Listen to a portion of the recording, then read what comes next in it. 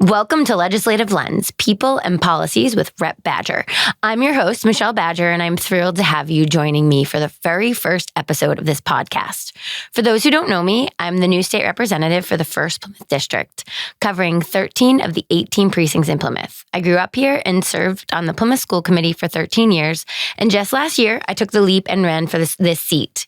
Now, as your state rep, I want to pull back the curtain on what's happening on Beacon Hill, how policies are shaped, the people driving change, and how it all impacts our community. Today, we're kicking things off with a conversation about the first 70 days of the 194th session of the Massachusetts House of Representatives. It's been a whirlwind experience stepping into this role, and I know I'm not the only one who's curious about what goes on behind the scenes at the start of a session. To help me break it all down, I'm excited to welcome my very first guest, Rep. Kathy LaNatra. Kathy represents the 12th Plymouth District, which includes the remaining precincts of Plymouth, along with Kingston, Plimpton, part of Middleborough, Halifax, and Pembroke. She's now in her first term, and as a seasoned legislator, has a wealth of knowledge about the beginning of a session to share with us, both for newcomers like me and for those with more experiences under their belt. So whether you're a policy wonk or just curious about how laws take shape, I hope you'll find this conversation interesting and insightful. So let's dive in. Welcome, Representative LaNatra. It is an honor to have you here as my first guest. Well, thank you, Representative Badger. It's an honor to be here. Thank you. So we'll start with our first question, we figured. So you're now in your fourth term. What is it like stepping into a new legislative session? How does it feel each time? Is it different because you're in your fourth versus your first? How was all that? It definitely does feel different. I will say that. I remember my first term, the excitement and not knowing where places were and how things worked and meeting all these new people and kind of getting the lay of the land. And you really don't, to be honest, don't get the lay of the land till probably your second session, like maybe midway through. There's still things to learn each session. Last session, I was privileged to be the vice chair of healthcare finance. And this year, I have a chairmanship, which I think you're going to ask about as well. So each session, I've been able to grow into leadership, which has been exciting. And each time I learn more and more. But what's really exciting is each session you get to meet so many new people that come in. So it's great. And everyone's so kind and really helpful to people like myself who are new. And, it's not even just what's happening in front of you and the people you're meeting. It's how do you get around the building? I mean, I know I was lost the other day and one of the state troopers was walking down the hallway and he was like, "We have a lost state representative, don't we?" And I was like, "Yes, we do."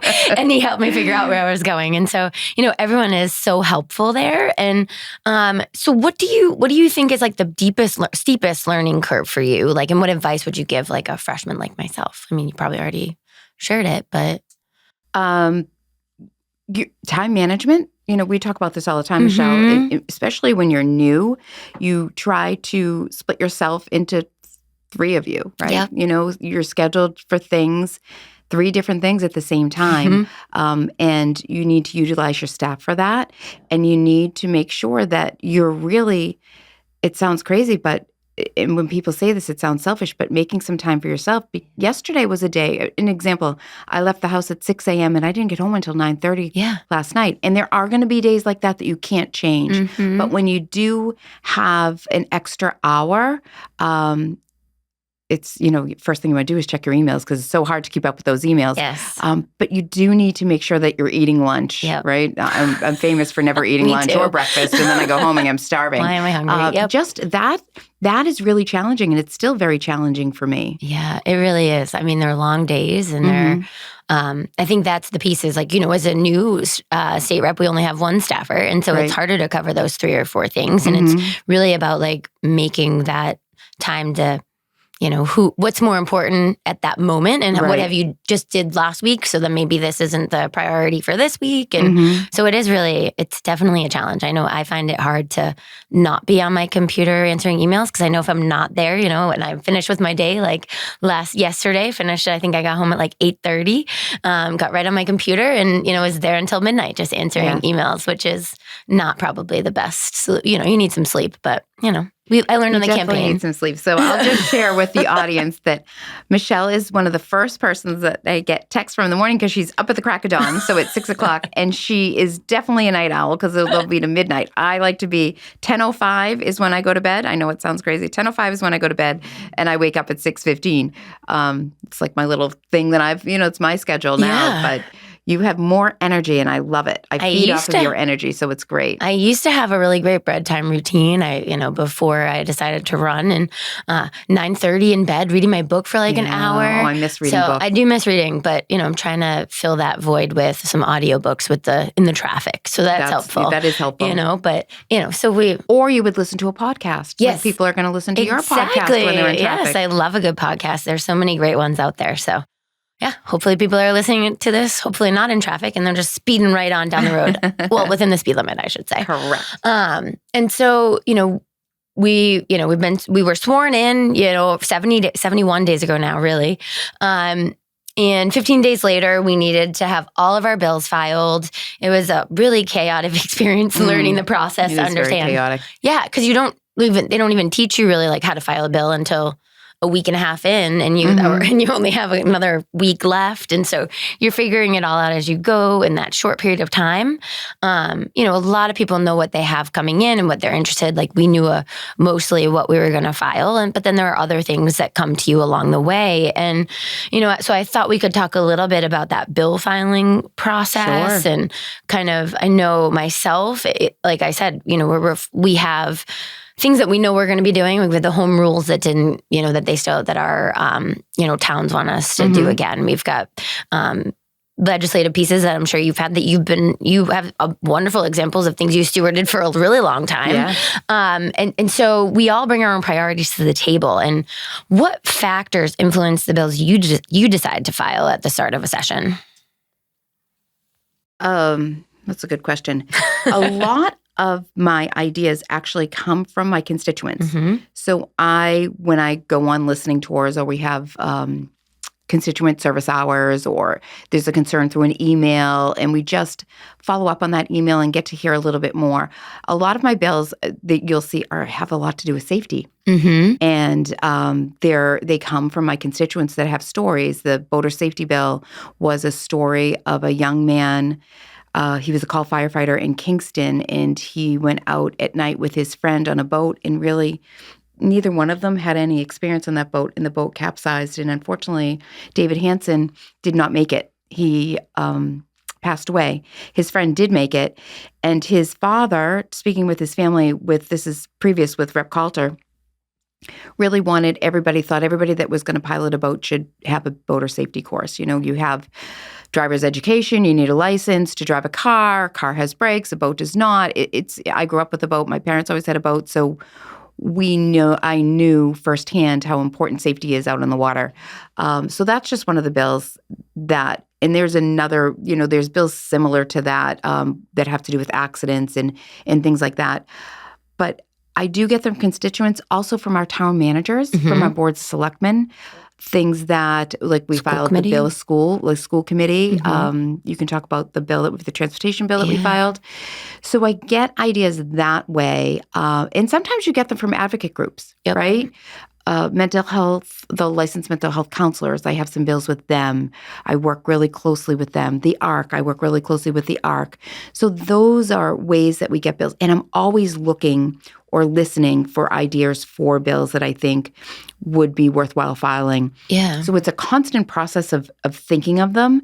We do have a short window to file bills, although we can file at any time. It's just considered a late file. So tell us a little bit more about how you initially got involved with the ARC and how you made those relationships to then be creating some of that legislation.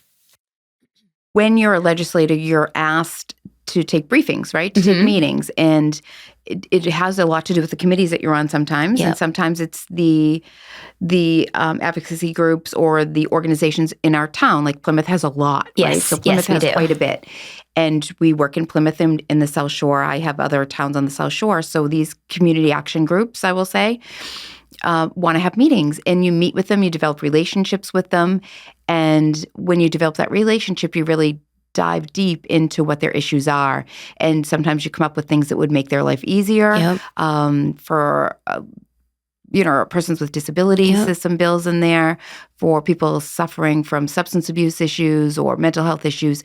And within these relationships and talking to families with these issues, that's really how you kind of, it's all work together, right? It's all a team effort to come together. And then when you file a bill, then it has the committee. So other people get to weigh in, and you may think it's the best idea ever, and your group may think it's the best idea, but when you have the hearing, you're going to hear groups that are opposed to it and why. And sometimes you're like, oh, I didn't think of that. So that's why it's great to have those committee hearings. Yeah, no, I agree. And, now that we've got all our bills filed, and we've got several that we're doing together, we've got the 2 transportation bills, and one of which is for like a circuit breaker for transportation that, since Plymouth has 104 square miles, but we're 400 miles of road. There it is. Which is crazy. It is, isn't it? I mean, you think of it, we are really large. I mean, I remember when I first got on the school committee, and our central office was all the way by the airport, and we had to go sign something. And so in the middle of the night, or not middle of the night, but like 9 o'clock at night,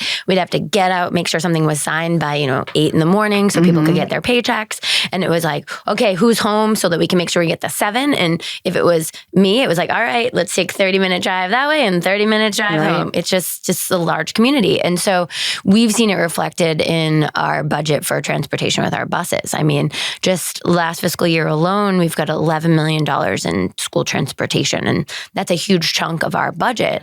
And so what we have been talking about for years, we did it with Rep Moratori, we did it with you, and the two of you were together, trying to figure out how we can get additional funding for the town of Plymouth. And initially was just let's look at the town of Plymouth. And it was like, maybe we can find other towns that are maybe 90 square miles or something that wouldn't open it up to too many people or too many communities. And just a couple years ago, we were all sitting around a table and having like, how are we going to do this? Because transportation funding could really cripple a lot of towns, and definitely Plymouth. We've seen an increase of 30 to 40% in area contracts, and we're lucky Plymouth had their contract in 2019, I believe. And so we have 2 years left on our extension.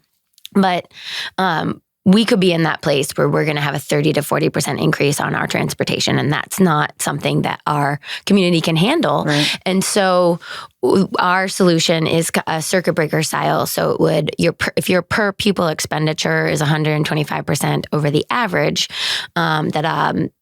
it'll help 32 additional communities. So we're really hoping that something that will move its way through. And then also with some of our special education, our homeless and our out of district, creating some sort of cap that will make sure that both small businesses who are running these out of district transportation van bus routes can still afford to make money and they make their profit, but that our school business administrators can figure out how to plan, because that's the biggest question mark.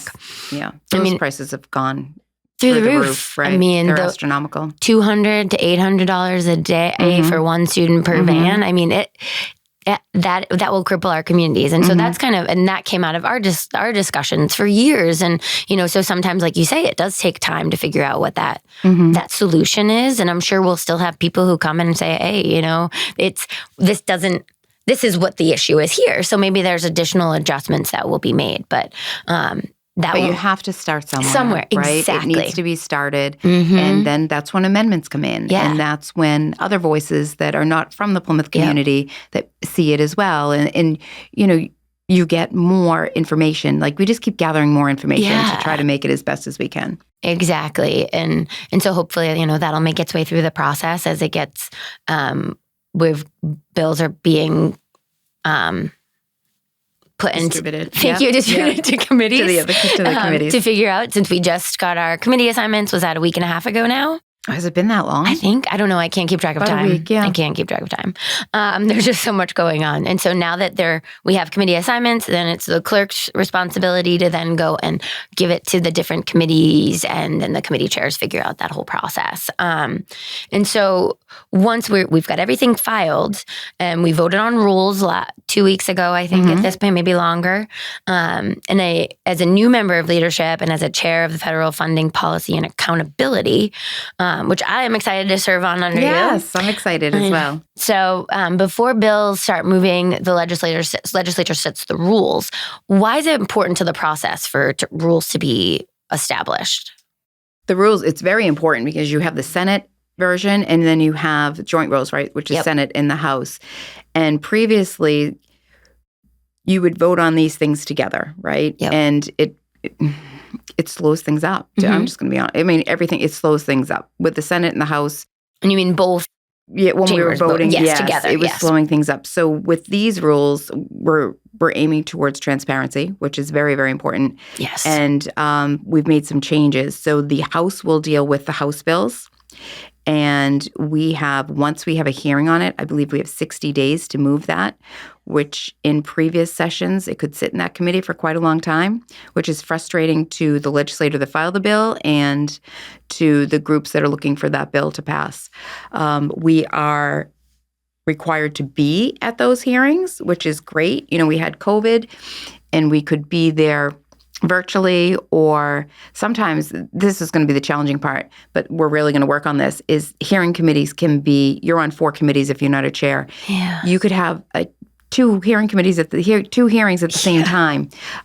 So we're really going to be cognizant of that when they're scheduled, but you need to be there. And our votes for those committees, because we'll vote on those bills, whether they should pass, whether they should go to study, move on, sometimes changed, or sometimes they'll need more information. So they'll extend that past the 60 days. So all those votes, as a committee, you vote on that, all those votes will be public, which the public has been asking for. Yes. So I think that will be great. So there will be a lot of changes, which we're hoping, release that backlog of bills. Yeah. Were you surprised at how many bills were filed? There's about 7,000 bills filed each session. And I say this all the time, and you've probably heard me say it 1,000 times, but that's why it's so important when a bill is important to a constituent that they reach out to us, because honestly, we would never know the 7,000 bills. And it may be a bill that's really important to me too, that I'm not aware of. But if a bill is important to our constituents, it's important to us. Yes. So it's really important, whether you support it or you're against it, it's important that you reach out to us and let us know, and we can track that bill for you, or we can show you how to track that bill as well. Yeah, I think all that's really important because, like you said, there's so many. Many. There's no way we could track and keep, we will know what every single bill that's out there. And so I know I've been grateful the people who have reached out and said, this bill's really important and something I may not even have heard of. And so it's nice to then be able to, you look it up, you read it, and you can decide whether you're for or against it, you want to co-sponsor it. And so that's been really helpful, because if you don't hear from people, those bills can just kind of sit on the sidelines and maybe not be noticed by you. And I think it's important too that even if you believe you have the same kind of feelings or the same political leaning as either one of us, that just because you think that we're going to vote in one direction, we could be hearing from people on the other side, which I know has happened to you before. Yes, and so you're not hearing both sides of the story via email or via phone call or however you're reaching out. Facebook messages and all kinds of things. But it's important that regardless of whether you think, oh, Kathy's definitely going to vote, Michelle's definitely going to vote that way, well, let us know so that we can make sure that we are representing you and hearing your voice. I think that's really important. Yes, that's very important. That happened actually with the gun bill. Yeah. So I represent 6 different towns, and they are all extremely different.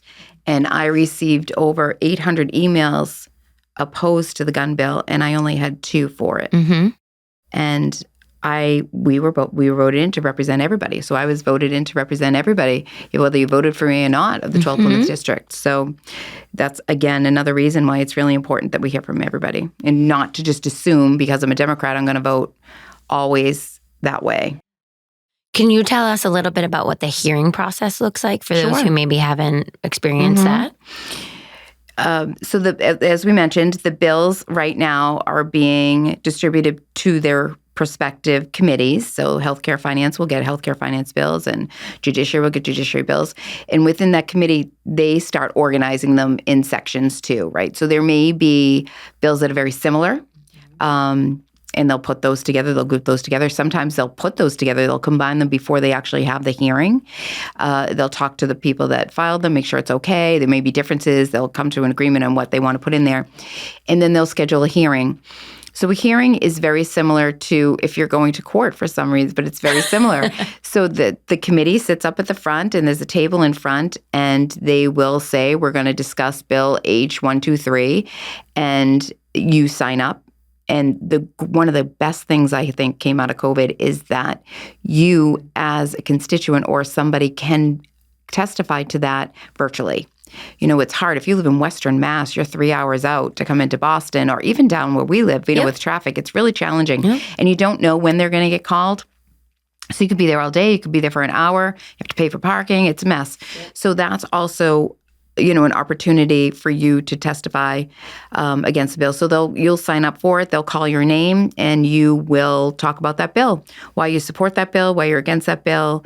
And you have 3 minutes to do it. And if you're with a group, sometimes it's groups, you each get 3 minutes, which is great. If you're with the legislator, sometimes you can get a little bit longer depending who the chair is and if, he's a kind woman or man. But then from there, after that, they vote on the bill, right? They'll vote on these bills as a committee, and it's either ought to pass, move it on to Ways and Means if it has some money attached to it, third reading, study needs more work on it, or that they need to rewrite it. That's happened to me. Redraft, it's called. That's happened to me quite a few times.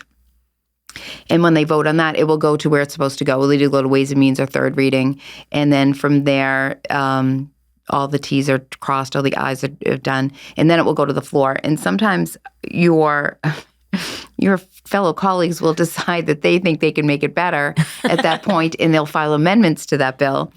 And then we will debate those amendments. We'll debate the bill, and then we'll vote on the bill. And then, so have you found in your time that your committee assignments have impacted how you, kind of the issues that you focus on as a legislator? I have been fortunate that I've always been in committees that I am passionate about. So yes, I do.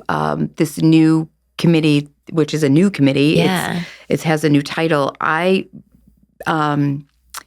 I think we're all going to be passionate about federal funding and lack of. And I was at Head Start yesterday and had a meeting first before I got to read to the little chickens who they were adorable.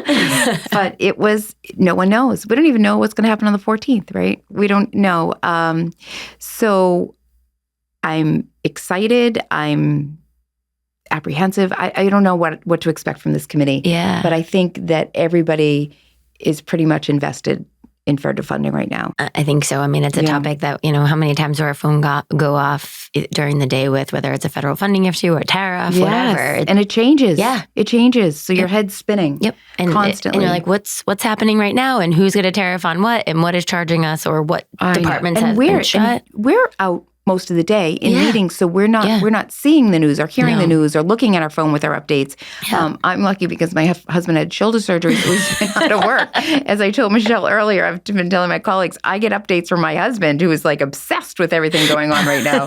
Sometimes I have to say, can you just chill for like the next hour? I know the number of times people are like, oh, have you heard? And I'm like, I haven't heard. I don't know what you're talking about. That's news to me. Hold on, let me take a look at it. Because like you said, I left my house this morning, I think at 7 something, and it's almost 1:30, and I don't have any. I'll be home at like 9 o'clock. Yeah, so you just don't have a chance to kind of like take it all in and look around you and see what's happening outside. Sometimes that's a good thing. Yeah, agreed. For your mental health. Right, exactly. Just a little bit. You need a little break. Exactly. And it helps with my screen time, although my screen time isn't great. Gosh, mine isn't either. I know. And now they have the function where it tells you how many times you pick it up a day. I've not seen that. You did tell me that. I'm not going to look. Oh my God, don't look. Now I feel like every time I pick it up, whether it counts and I don't even look at it, I'm like, oh no. But back to where we're here to talk about. So now that you're assigned as, or I should say, we didn't go through the process as how we get assigned to committees. So I know for me, and I think the process is basically the same for you all. I know when we got probably like a couple weeks after you were sworn in. Thank you. We were asked for our, top 4 choices and to give a little background on ourselves so that, I'm sure they know a little bit about all of us, but maybe they don't know what our passion is or whatever that they might not know about. And so we would list them. And I know I said that I had a background in higher ed and have been working in higher ed for 17 plus years at this point. And, and was on the school committee. And so, I think that's probably the reason I have higher ed as well. So, but I don't know how the process worked for you all. Similar. When I started, it was similar, and I did well. I was on Ways and Means for 2 sessions, economic development. Definitely things where I was able to give input and I had experience. Honestly, I did not ask for a chairmanship, but in my request, I said I would love to grow, as I go.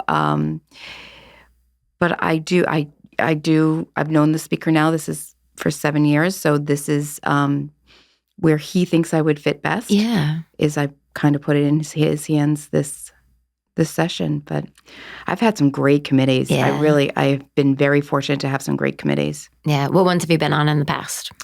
Economic development, mostly. So ever Ways since, and Means, that's been since day one. Yeah. Healthcare finance was great. Elder affairs when I first came in because I asked for that. In Ways and Means. So I've only been on the same committees, which has been great. Oh, wow. That's really cool. I feel like I don't hear that from people. A lot of people tell you they've been all over, or there's one consistent and the other ones they've rotated amongst.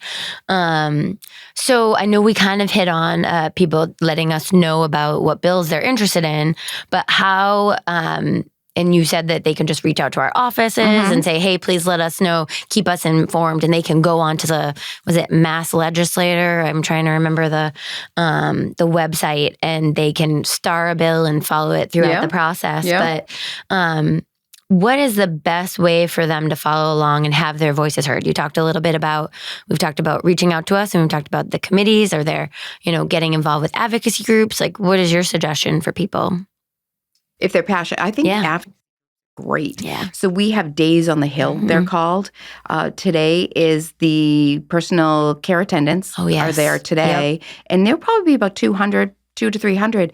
And they visit each office and they talk about their priorities, and they have, I'm going to say a rally. I don't know how else to put it, or a conference and by the Great Hall or by the stairs, and they have speakers and we attend. And that's really important.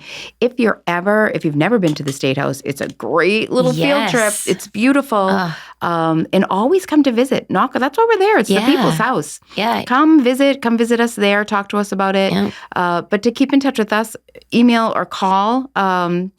We don't get back to emails like within that second. I will say that. Sometimes it takes me a couple days. Yes. But a call is probably quicker. Someone from our staff can call you right back.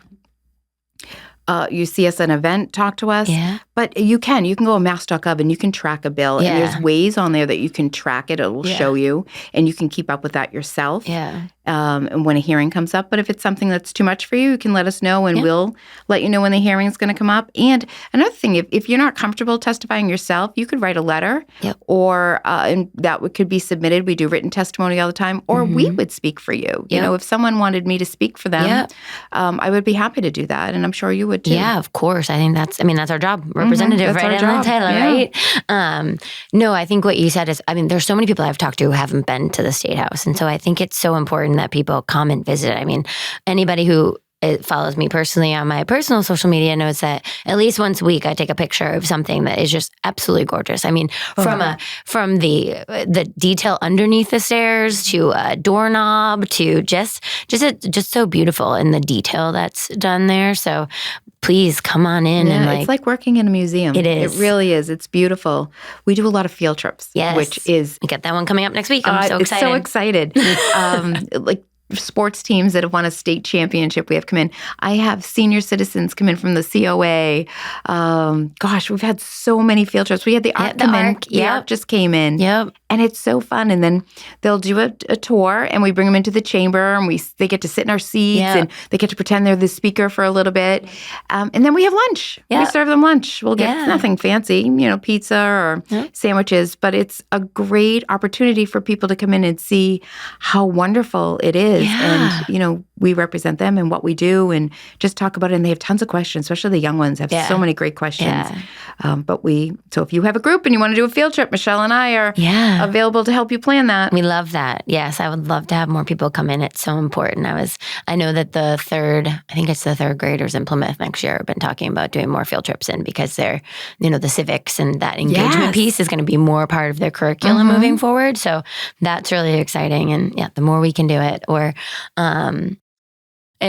so I think it's really important that people just keep us informed and come and visit us. And right now I'm in B1. I don't have an office yet, but you will soon. Yes. I think in the next couple of weeks. I know, so exciting. And I know you have a nice new office and still moving in. That's exciting. So sometimes we're not, I should say too, when you come and visit, like stop by our offices when we have them. We're not always there. I mean, there are days that we're in the district like today, and there are days when we're in the city or we have to go to things in other places. Yep. So know that, if you really want to see us, let us know when you're coming in. Yes.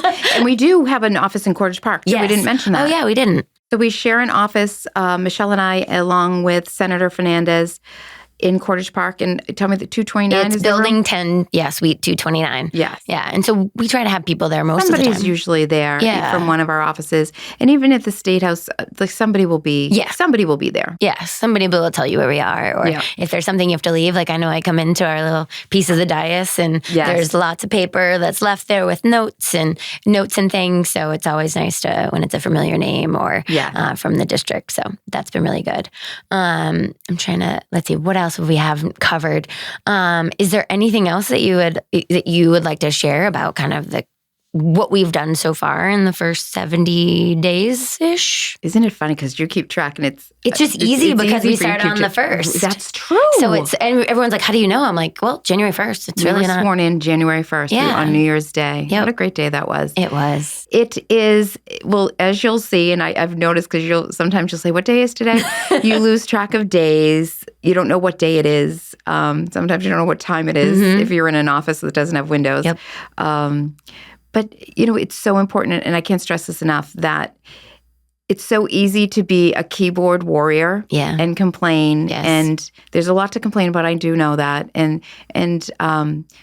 But if we're not on Facebook, people should know that we don't spend our time looking at Facebook. We don't have time to do that. And a lot of our posts are either by our staff, just to let you know, keep you updated what we do.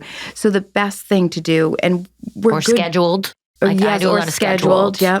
I mean, the best thing to do is to reach out to us. Yeah. We're good people, and we want to hear from you. And whether you want to scream for a minute or cry for a minute or maybe give us a compliment. Yeah. That's nice too. That's nice too.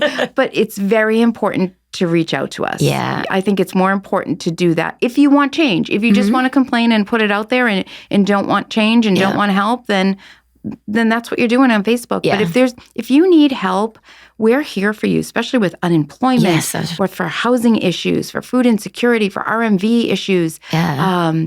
There's so many issues that we are here to help you with, and we're able to do it.